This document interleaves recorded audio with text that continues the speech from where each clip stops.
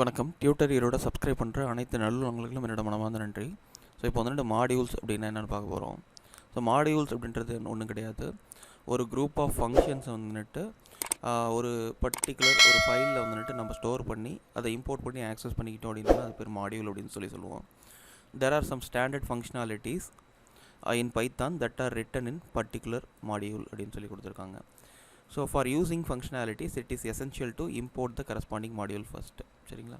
So இப்போ நம்ம என்னென்னா ஒரு சில ஸ்டாண்டர்ட் ஃபங்க்ஷனாலிட்டிஸ், ஒரு குரூப் ஆஃப் ஃபங்க்ஷனாலிட்டிஸ் அப்படின்றது வந்துட்டு ஒரு பர்டிகுலர் மாடியூலில் வந்துட்டு எழுதி வச்சுருப்பாங்க. அதை நம்ம இம்போர்ட் பண்ணிவிட்டு அதை நம்ம யூஸ் பண்ணிக்கலாம். ஃபார் எக்ஸாம்பிள் மேத்தில் வந்துட்டு SQRT அப்படின்ற ஒரு ஃபங்க்ஷன் இருக்குதுன்னு வச்சுக்கலாம். ஸோ அந்த ஃபங்க்ஷனை வந்துட்டு நீங்கள் யூஸ் பண்ணுறதுக்கு முன்னாடி அதை இம்போர்ட் பண்ணிவிட்டு யூஸ் பண்ணணும். ஸோ இம்போர்ட் பண்ணாமல் யூஸ் பண்ணிங்க அப்படின்னா இப்போ ஃபஸ்ட்டில் பார்த்தீங்கன்னா math.sqrt சொல்லிட்டு அதை இம்போர்ட் பண்ணாமல் நான் யூஸ் பண்ணியிருக்கேன். அதனால் எரர் அப்படின்றது வருது. அதுக்கப்புறம் இம்போர்ட் மேத் அப்படின்னு கொடுத்துட்டு math.sqrt of 25 அப்படின்னு கொடுக்குறேன். ஸோ அப்போ வந்துட்டு எனக்கு ரிசல்ட் அப்படின்றது கரெக்டாக வந்துட்டு கிடைக்குது. ஸோ மாடியூல்ஸ் அப்படின்றது வந்துட்டு கண்டிப்பாக வந்துட்டு ஒரு .py அப்படின்ற ஃபைல்ஸ் தான். ஸோ அந்த ஃபைல்ஸ் வந்துட்டு பார்த்திங்கன்னா செட் ஆஃப் ஃபங்க்ஷன்ஸ் அப்படின்றது அதுக்குள்ளே எழுதியிருப்பாங்க.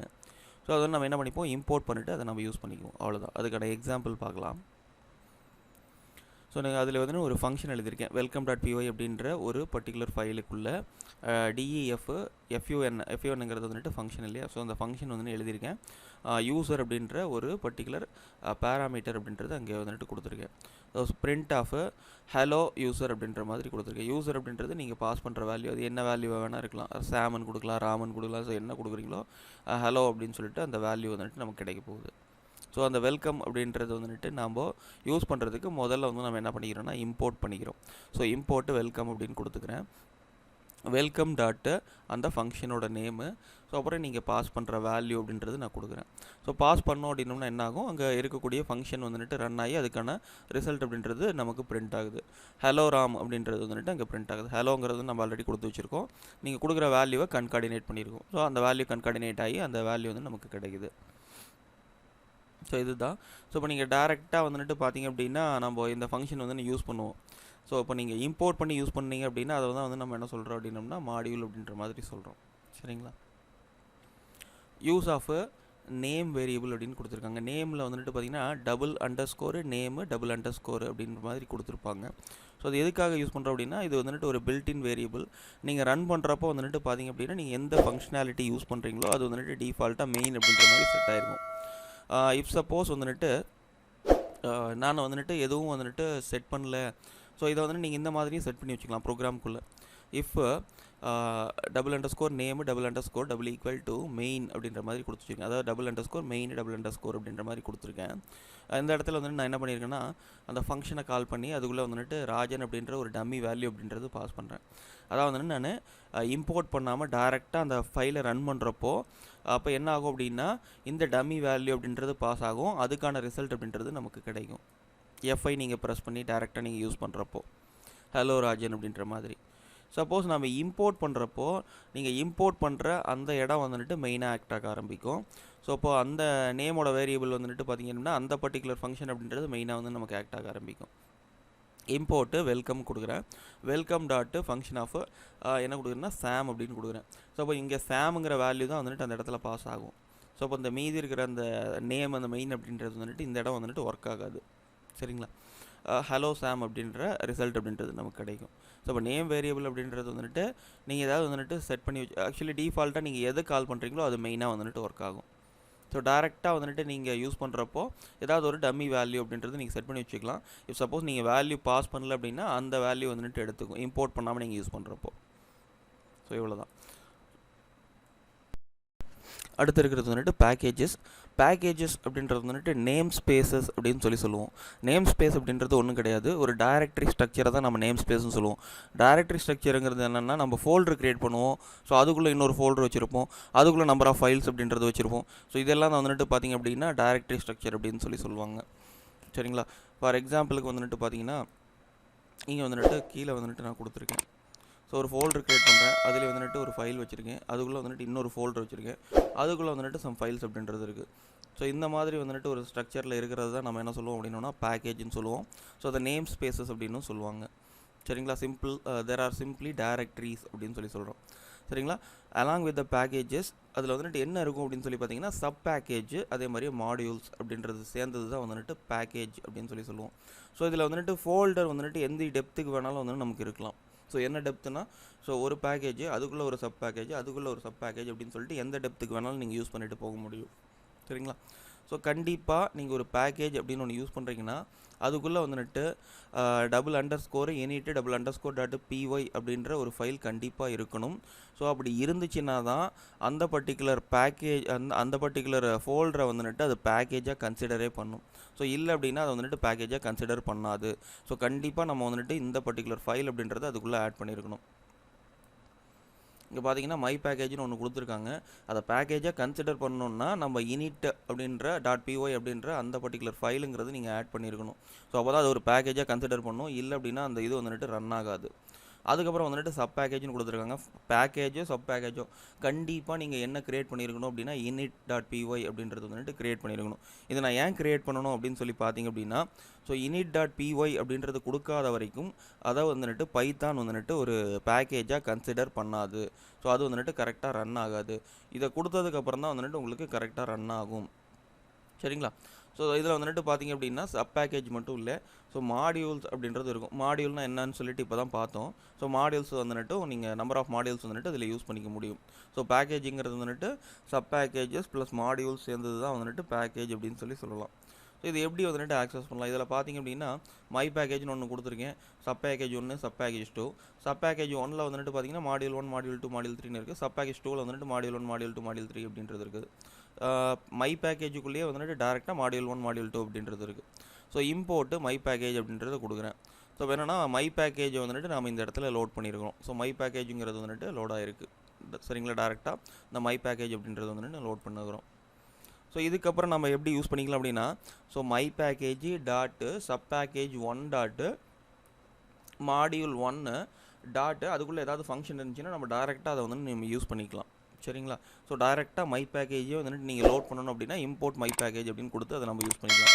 ஸோ ரெண்டாவது வந்துட்டு பாருங்கள், import my package 1 dot module 1 அப்படின்னு கொடுத்துருக்காங்க. ஸோ அப்போ நம்ம உள்ளே யூஸ் பண்ணுறப்ப என்ன பண்ணுவோம், my package dot module 1 dot அந்த உள்ள என்ன ஃபங்க்ஷன் நம்ம யூஸ் பண்ணணுமோ அதை வந்து நம்ம யூஸ் பண்ணிக்கலாம். ஸோ இந்த மாதிரி மெத்தட்லையும் நீங்கள் யூஸ் பண்ணிக்கலாம். From my package import module 2.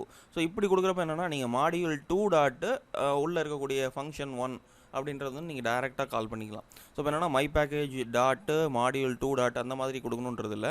So my பேக்கேஜில் இருக்கக்கூடிய மாடியூல் 2 நம்ம இப்படி வந்து இம்போர்ட் பண்ணுறப்போ மாடியூல் 2 டாட் அப்படின்னு சொல்லி நம்ம டேரெக்டாக உள்ளே இருக்கக்கூடிய அந்த ஃபங்க்ஷன் நேம் கொடுத்து டேரெக்டாக நம்மளால் கால் பண்ணிக்க முடியும். அடுத்து பார்த்தீங்க அப்படின்னா import my package dot sub package 1 அப்படின்னு கொடுத்துருக்காங்க. ஸோ சப் பேக்கேஜ் 1 அப்படின்றது வந்துட்டு நம்ம கால் பண்ணியிருக்கோம். ஸோ அதே மாதிரியே தான் சப் பேக்கேஜ் 1ங்கிறது வந்துட்டு பார்த்தீங்க அப்படின்னா இங்கே இருக்குது. மை பேக்கேஜுக்குள்ளே இருக்கக்கூடிய சப் பேக்கேஜ் நீங்கள் யூஸ் பண்ணுறப்போ my package dot sub package 1 dot அதுக்குள்ளே இருக்கக்கூடிய எதை நீங்கள் யூஸ் பண்ணுறீங்க மாடியூல் 1 டாட்டு. ஸோ அங்கே என்ன உள்ள ஃபங்க்ஷனாலிட்டி யூஸ் பண்ணுறீங்க அந்த மாதிரி வந்து நம்ம யூஸ் பண்ணுவோம். ஸோ இங்கே பாருங்கள். அடுத்து வந்துட்டு when we import main package there is no need to import sub package. சரிங்களா. ஸோ மெயின் பேக்கேஜுங்கிறது வந்து நான் யூஸ் பண்ணுக்கிறேன். So my package dot sub package 1 of my function 1 பார்த்தீங்கன்னா சப் பேக்கேஜுக்குள்ளே இருக்கக்கூடிய அந்த மாடியூல் அப்படின்றது வந்து நான் டேரெக்டாக இந்த இடத்துல கால் பண்ணியிருக்கேன். சரிங்களா. சப் பேக்கேஜுக்குள்ளே ஏதாவது ஃபங்க்ஷன் எழுதியிருந்தாங்க அப்படின்னா அதை வந்துட்டு நான் டேரெக்டாக இங்கேருந்தே நான் கால் பண்ணியிருக்கேன். ஸோ இந்த மாதிரி வந்துட்டு நம்ம என்ன பண்ண தேவையில்லை அப்படின்னு சொல்லி பார்த்தீங்கன்னா மெயின் பேக்கேஜ் அப்படின்றது வந்து கால் பண்ணியிருந்தீங்கன்னா no need to import sub package அப்படின்றத இந்த இடத்துல சொல்லியிருக்காங்க.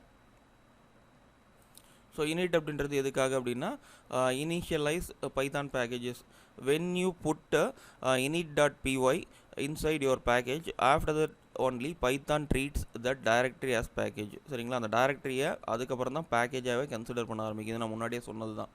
ஸோ இது வந்துட்டு நம்ம ஒரு சின்ன ஒரு எக்ஸாம்பிள் மாதிரி கொடுத்துருக்கேன்.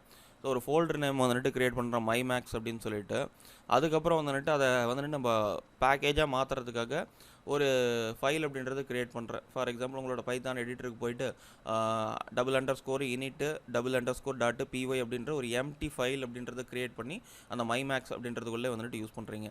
ஸோ திருப்பி வந்துட்டு ஒரு சப் ஃபோல்டர் அப்படின்ற ஒன்று க்ரியேட் பண்ணுறீங்க ஆட் அப்படின்னு சொல்லிட்டு. ஸோ அந்த ஆடும் வந்துட்டு ப்ராப்பராக ஒர்க் ஆகணும்னா அதுக்குள்ளேயும் நீங்கள் வந்துட்டு அந்த init.py அப்படின்றத க்ரியேட் பண்ணணும். ஸோ அதுக்கப்புறம் தான் வந்துட்டு நீங்கள் பார்த்தீங்க அப்படின்னா உங்களோட மாடியூல் அப்படின்றத ஆட் பண்ணணும். ஸோ மாடியூல் வந்துட்டு பார்த்தீங்கன்னா addition.py அப்படின்ற ஒரு மாடியூல் அப்படின்றத நான் ஆட் பண்ணிக்கிறேன்.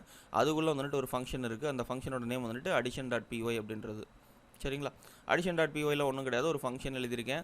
ஆட் ஃபங்க்ஷன் அப்படின்ற மாதிரி அதில் ஏபின்னு 2 வேல்யூ பாஸ் பண்ணுறேன். ஸோ அந்த 2 வேல்யூவை ஆட் பண்ணி அதுக்கான வேல்யூவை ரிட்டர்ன் பண்ணும். சேம் அதே மாதிரியே சப்புக்கு வந்துட்டு பண்ணியிருக்கேன். ஸோ பார்த்தீங்கன்னா உங்களுக்கு தெரியும், இங்கே பார்த்தீங்க அப்படின்னா மைமேக்ஸ் அப்படின்னு ஒரு ஃபோல்டர் இருக்குது. அதுக்குள்ளே வந்துட்டு இனிட் அப்படின்றது க்ரியேட் பண்ணியிருக்கேன்.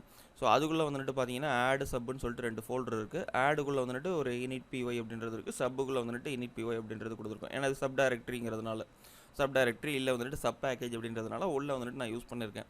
ஸோ அதுக்கப்புறம் வந்துட்டு addition.py அப்படின்ற ஒரு ஃபைல் வந்துட்டு ஆடுக்குள்ளே இருக்குது. subtraction.py அப்படின்றது இதுக்குள்ளே இருக்குது. ஸோ அதுக்குள்ளே வந்துட்டு நம்ம என்னென்னா ஆட் ஃபங்க்ஷன், சப் ஃபங்க்ஷன் அப்படின்ற ஃபங்க்ஷன்ஸ் வந்து எழுதி வச்சுன்னு இருக்கோம். ஸோ அதை கால் பண்ணுறது எப்படி அப்படின்றதான் பார்க்க போகிறோம். ஸோ இம்போர்ட் பண்ணுறேன். mymaths dot add dot addition அப்படின்ற மாதிரி வந்துட்டு நான் வந்துட்டு இம்போர்ட் பண்ணியிருக்கேன். அதே மாதிரியே வந்துட்டு mymaths dot sub dot subtraction அப்படின்ற மாதிரி இம்போர்ட் பண்ணி வச்சுருக்கேன். ஸோ பிரிண்ட் பண்ணுறப்போ addition of 10 and 20 is அப்படின்ற மாதிரி கொடுத்துட்டு அதை பிரிண்ட் பண்ணுறேன். mymaths dot add dot addition dot add function of 10,20ன்னு கொடுக்குறேன். ஸோ இப்போ எனக்கு வந்துட்டு 30ங்கிற ரிசல்ட் வந்துட்டு எனக்கு வந்துட்டு ரிட்டன் ஆகும். ஏன்னா நம்ம அங்கே ஃபங்க்ஷனில் எப்படி எழுதணுன்றது உங்களுக்கு தெரியும். 2 வேல்யூ பாஸ் பண்ணுறீங்க. ஏபின்னு பாஸ் பண்ணுறப்போ 10 20ன்னு கொடுக்குறேன். 10 + 20 30 அப்படின்ற வேல்யூ வந்துட்டு நமக்கு ரிட்டன் ஆகும். ஸோ ரெண்டாவது வந்துட்டு பார்த்தீங்கன்னா சப்ட்ராக்ட் பண்ணுறீங்க. mymaths dot sub dot subtraction of sub function of 20,10ன்னு கொடுக்குறோம். ஸோ 20 - 10ங்கிறப்ப நமக்கு என்ன வேல்யூ கிடைக்கும்னா 10 அப்படின்றது கிடைக்கும். இங்கே அடிஷனே போட்டு சப்ட்ராக்ஷன் அப்படின்னு கொடுத்துருக்கணும். சரிங்களா? ஸோ அது வந்துட்டு பார்த்தீங்க அப்படின்னா அது வந்துட்டு எங்கே எழுதியிருக்கேன் அப்படின்னா இந்த மாதிரி வந்துட்டு subtraction.py அப்படின்றதுக்குள்ளே எழுதியிருக்கேன். அந்த subtraction.pyங்கிறது வந்துட்டு SUB அப்படின்ற அந்த சப் பேக்கேஜுக்குள்ளே இருக்குது.